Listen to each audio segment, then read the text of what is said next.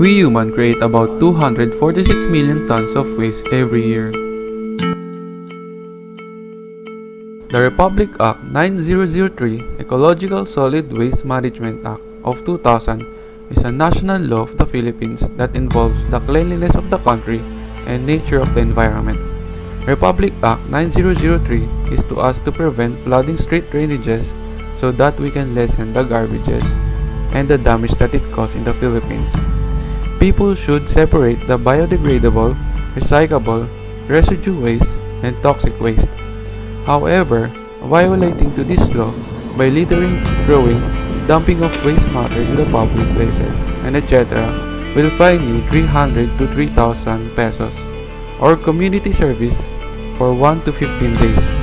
If people can segregate garbages, it will compile and can cause major disasters like flood and most likely to have water pollution.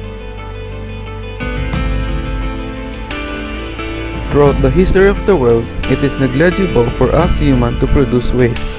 Before, waste management has not been implemented because individuals just threw their garbage in an empty lot and leave it there until it was decomposed. As time goes by, plastic were invented and became the primary packaging of our necessity items. The only problem with this is that plastic takes years to decompose and has an effect in our environment.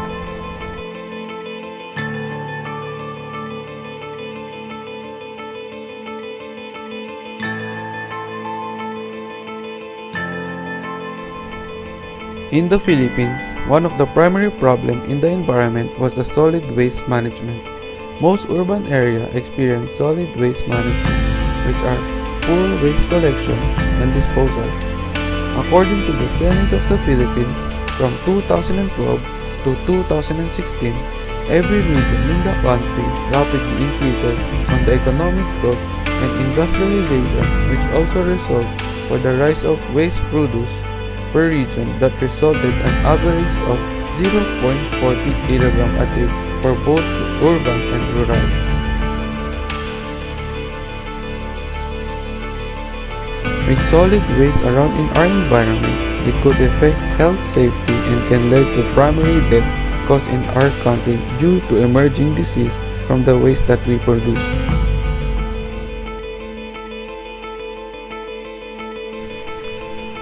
As the Republic Act 9003 Ecological Solid Waste Management Act of 2000 states, the waste management in the Philippines is worse than expected on the law that resulted as a challenging front from the country's environment. Plot lands and empty lands were being replaced by buckle of different kind of garbages for it to be easily decomposed, where in fact most of these trashes are plastic, meaning it would take approximately 2 to 3 decades for it to totally decompose. And looking at all these garbages combined, will really come up with mountains of trash.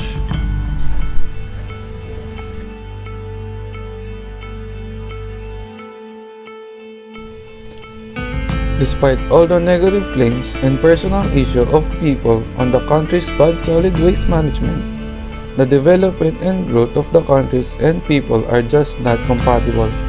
This pertains to the capability of humans to buy whatever they want that lead to overconsumption of materials that they don't really need. That causes them to stock it at the home.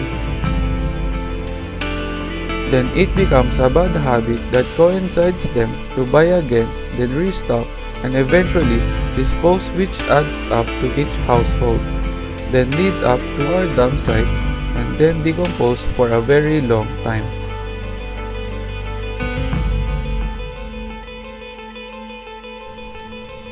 Not only that, together with the wrappers, plastic, and other kinds of trashes that humans irresponsibly litter anywhere or sometimes burn when piled, after all, most of us are not aware that we are the major factor of all these causes, and when it happens from time to time, dump site would badly affect the area outside its premises that includes household, school, and communities through the unpleasant atmosphere spread by the bucket of garbage nearby.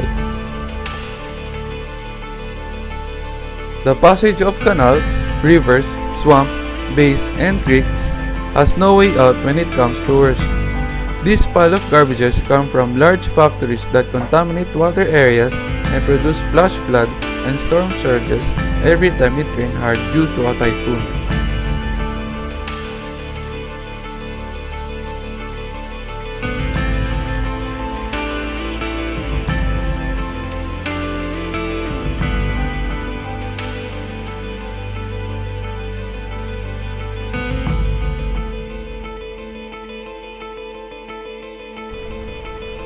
As a truly concerned citizen for this country and the people's health and environment, why couldn't we be the start of the change that being bothered about and do the right thing?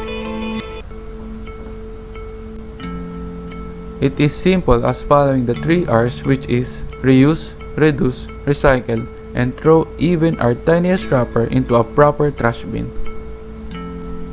Considering our country as one of the third world countries, the economic and environment of our worst compared among the wealthy countries today. So, in order to make the Philippines clean, safe, healthy, and comfortable enough to live in, let us be the reason for the country's clean nature to be back.